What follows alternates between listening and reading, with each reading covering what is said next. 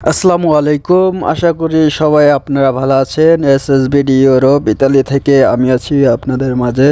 আমি নতুন যখন ইতালিতে ঢুকি তখন হঠাৎ আমাদের যে ক্যাম্প আছে সেই ক্যাম্পের পাশে এই ট্রামগুলা, এটাকে আমরা বাংলাদেশে যেরকম ট্রেন বলি আর এই জায়গায় ট্রাম বলা হয়, এটা আমি প্রথম উঠি, তখন উঠা ভিডিও করি।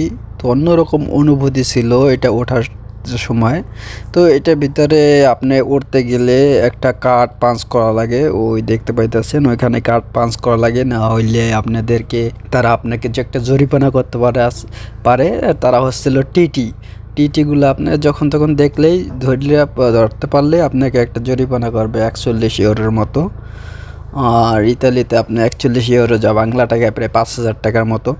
তো আমি এখানে যে একটু ঘুরলাম, প্রায় 4-5টা স্টেপ যাইতেছিলাম, পাশাপাশি আশেপাশে ভিডিও করতেছিলাম, অনেক সুন্দর দেখা যাইতেছিল।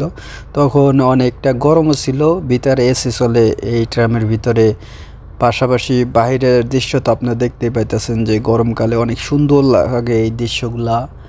আর আমার মোবাইল অত দামি না, হস্তে একটা মোবাইল, তার কারণে ক্যামেরা হয়তো অতটা ক্লিয়ার না হইতে পারে, তো যা আসে আলহামদুলিল্লাহ। পাশাপাশি আপনারা এই ইতালিতে আমি আর আমার এক চাচতো ভাই দুজনে মিলে ওই ঘুরতে গেছিলাম বিকাল টাইমে, মানে দুপুরে ক্যাম্পের থেকে খাবার খেয়ে। আর ক্যাম্পে তো প্রতিদিন দুপুরে পাস্তা আছে, পাস্তার সাথে দু এক সময় দেশি মুরগি, ফার্মের মুরগি কিংবা খাসি মুরগি দেয়, সেটা খাওয়া দাওয়া করি।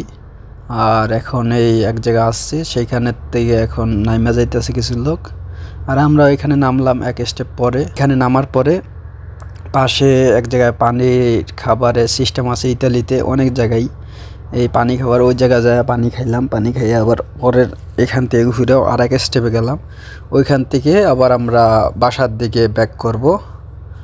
তো এইভাবে আমরা ঘোরাঘুরি করলাম। ওই ট্রামটা কি সুন্দর, আর ওটা অনুভূতি ছিল অন্যরকম। ওই যে আর একটা ট্রাম আসছে, মানে ওইটা উঠলে আবার আমরা বাসার দিকে যাইতে পারবো। তো ইতালিতে আসার পরে 2-1 দিন কাজ করছি, কিন্তু কাগজ পাইতে আমাদের অনেকই দেরি হইতেছিল।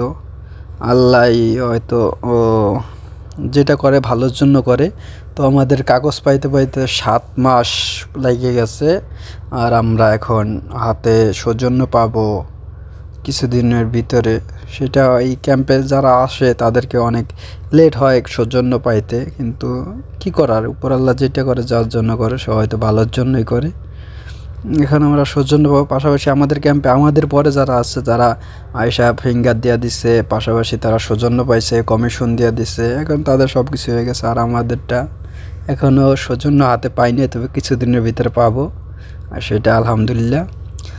তো এইখানে এই দেশে একটা জিনিস কি, মহিলারাও সিগারেট খায়, সেটাও ওপেনভাবে রাস্তায় দাঁড়ায় খায়। আবার এই দেশে ছেলে মেয়ে ওপেনভাবে, মানে স্বাভাবিক পোশাক আশাক পইরা ঘোরাঘুরি করে, এটাই দেশে একটা কালচার। আমরা আবার দ্বিতীয়বার ট্রামে উঠছি, ওইটা এখন আমরা নিজেদের গন্তব্যে আবার চলে যাব। তো যারা যারা আমার ভিডিওগুলো দেখবেন সবাই লাইক কমেন্ট করবেন, আর আশা করি সবাই সাপোর্ট করবেন। সামনে ইতালিয়ান বিষয়, মানে কমিশন বিষয় অনেক কিছু জানাবো ইনশাল্লাহ। সবাই ভালো থাকবেন, আল্লাহ হাফেজ।